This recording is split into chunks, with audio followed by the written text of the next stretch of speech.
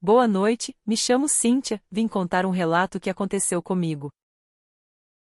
Nas férias eu sempre vou para a fazenda do namorado da minha tia lá em Minas Gerais, eu esqueci o nome da cidade agora. Ele, a minha tia e os meus primos moram lá. A família do namorado da minha tia tem aquela fazenda desde o final do século XIX.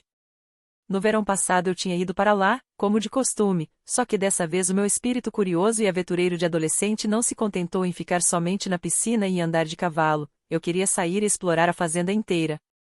Depois de um tempo enchendo o meu primo Alexandre, Alex, com isso, ele finalmente concordou em ir junto comigo, já que além de eu não querer ir sozinha, não conhecia tão bem a região quanto ele. Nós saímos de manhã um pouco depois do café e fomos dar umas voltas. Quando estávamos um pouco longe da casa da fazenda ele falou, já que você quer explorar, eu vou te levar para a antiga casa principal da fazenda. Quando ele falou aquilo, eu já sentia que eu ia encontrar muito mais do que eu queria lá. A casa antiga da fazenda ficava bem longe da outra, e nós levamos um bom tempo para chegar até lá. Quando chegamos lá, eu vi que a casa era bem velha. Ela não era tão grande, mas não era pequena.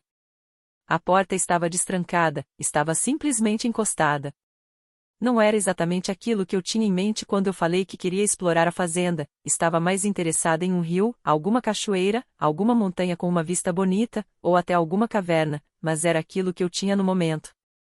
Nós entramos na casa e a primeira coisa que eu notei é que as paredes estavam completamente arranhadas, com umas manchas amarronzadas que pareciam sangue, mas poderia ser tinta velha também, apesar dos formatos delas serem bem estranhos. O meu primo falou que fazia tempo que ele não ia lá, mas que da última vez que ele foi, as paredes não estavam daquele jeito. Nós estávamos na sala principal, sendo que para a esquerda tinha uma passagem que levava para outra sala, a de jantar, e para a direita tinha um corredor que levava para os quartos. Da sala de jantar dava para ir para a cozinha, e de lá para fora da casa de novo pela porta dos fundos. Nós pegamos o corredor da direita, para olhar os quartos. Haviam 4 quartos e um banheiro no total. O primeiro quarto estava normal, nada demais, só poeira. O segundo e o terceiro a mesma coisa. E então fomos ver o quarto quarto, o maior de todos. Quando entramos eu senti uma brisa fria e um pouco de frio, mesmo a casa estando bem quente e abafada. Nesse quarto tinha um armário e nós fomos ver o que tinha dentro dele. Abrimos a porta e nada. Então eu ouvi o som de passos vindo do corredor. Eu agarrei o braço do meu primo e olhei para a porta. Os passos chegaram perto e pararam na frente da porta. Mas não apareceu ninguém.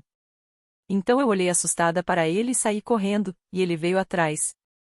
Enquanto eu corria pela casa para sair dela eu não vi ninguém lá dentro, só vi as nossas pegadas na poeira, a de mais ninguém, apesar de ter ouvido os passos.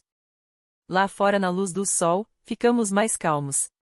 Eu olhei para ele e ia perguntar o que será que tinha sido aquilo, quando ele começou a gritar, do nada. A única coisa que ele falava era "tá doendo". Eu olhei no braço dele e começou a aparecer um monte de marcas vermelhas e brotoejas. O pescoço dele começou a ficar todo vermelho também. Eu decidi que era melhor levar ele correndo para a casa da fazenda para a mãe dele ver o que era. Antes de sair correndo com ele eu dei uma última olhada para a velha casa e vi uma fumaça meio cinza na porta de entrada, na forma de uma pessoa. Depois disso eu agarrei a mão do meu primo e saí correndo.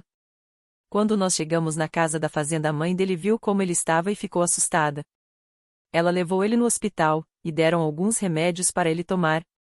O estranho é que no dia seguinte ele já estava bom de novo, nem parecia que ele tinha tido alguma coisa. Ele me falou que aquela era a primeira vez que ele tinha entrado nos quartos da casa antiga, e que era a primeira vez que ele tinha uma reação alérgica lá, mesmo já tendo ido na casa.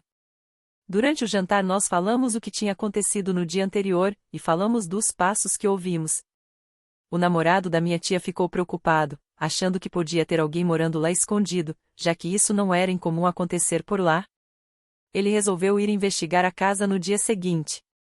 Como não tinha muita coisa para fazer, o Alex e eu fomos junto com ele.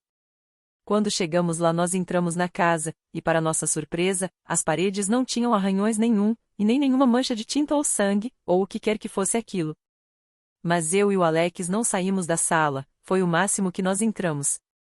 O namorado da minha tia procurou a casa inteira e não achou ninguém e nem sinal de que alguém além do Alex e de mim tenha estado lá dentro. Nós fomos embora de lá e nem o Alex e nem eu voltamos lá de novo. Mas eu não vou esquecer tão cedo daquela fumaça cinza que tinha na porta, e nem a alergia relâmpago do Alex que veio do nada e foi embora como se ele nunca tivesse pegado coisa alguma. Isso serviu de lição para mim, mostrando que visitar lugares desconhecidos e principalmente antigos pode ser perigoso, além de ter surpresas desagradáveis e além da imaginação.